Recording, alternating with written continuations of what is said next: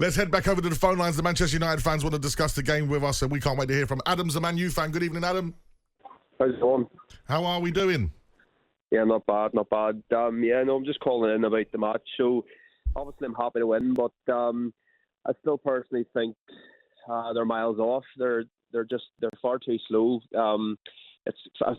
Personally, I'm really annoyed for Fernandes at the moment. It's just every time you watch him, he's passing the ball back to the defenders or back to the keeper, and that keeper Onana is he's just a shocker. He's no good. Why they got rid of De Gea is beyond me. He's just have no confidence in him at all.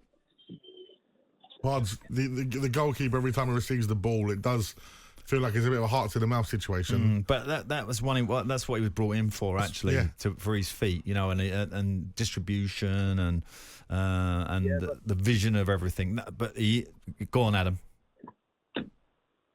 Yeah, to be honest, I don't really care about that. He's not there to be a midfielder. He's there to stop the ball going in the net, and he was definitely at fault for the goal today. He shouldn't have come charging out like that, for sure. He's cost us. To be honest, we were never going to go that far in the Champions League, but we definitely would have qualified the next round if he hadn't made the amount of mistakes. But I think overall, when it comes to the summer transfer window, they've been linked to that boy, I think, from Bayer Leverkusen, your man, is it, what do you call him, the right back?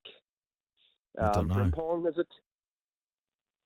Well, let me tell you, Man United will be in for a few players in the summer, and particularly in that back forward situation, because I think that's an area that you need to strengthen, for sure. Yeah, no, definitely, 100% agree. I mean, I think centre back, I think Maguire, he's done okay, but I think time to move him on. Lindelof, not up to standards. Personally as well, this is going to be cheeky what I'm going to say, but I would go back in and try again for Harry Kane, because I've read a few reports that he's unhappy. Adam, do you know what? It's funny you should say that. Someone in one of my Spurs groups just now said Harry to Manchester United in the summer. Of course, currently 8 points adrift in the Bundesliga to Bayern Leverkusen. Out of all the cups, and their Champions League status is hanging on at the moment after losing to Lazio. This is what Pard said in the summer. Harry Kane and Manchester United and their title contenders. Absolutely. Oh, yeah, no, I 100% agree. I would bust the bank for him. I said in the summer last year we should have paid the extra money and got him instead of Højlund. Højlund is a young player and he's doing very well. We should have added both young and experienced to the team. Yeah, Ramos and Højlund at the moment is on fire. He's doing terrific. So, when you get to the summer, if he carries on like this, you won't be looking at Harry Kane. You'll be looking elsewhere in that team to strengthen. But, absolutely. In the summer, that was their move. That should have been their move, in my opinion. It didn't happen. And Harry's, unfortunately, today, he's lost again. I can't believe it. Were they 11th, that team? That team are 11th in the Bundesliga. Wow. That's a real blow to Bayern Munich, for sure. There'll be lots of talk of Tuchel losing his job as well, possibly. Well, absolutely, because, Bayern Munich, that is your standard there. You win the league. How's your German, Pod? Not very good. Conte and Jose, they're out of jobs at the moment. Could they be heading into a Bayern Munich? Who knows? 03717 223344. Of course, we're coming off the back of Manchester United beating Luton away from home 2-1 earlier on today. Brighton. He did make one point we didn't pick up on, actually, Adam. Which he one? said about Fernandes. Yes. And, he's a strange player, isn't he? Because he has this incredible stat. He creates more chances than anybody else in the Premier League, apparently, according to my stat man here. And yet, the end product this year hasn't really been delivered. He's not been at his best. I think the best... And he looked out of sort of, I don't know, he had some moments today where you're thinking, last year maybe he'd have buried them. He just seems like not quite on it, yeah. Yeah. West Ham fans obviously unhappy with the result for the weekend. They're still talking.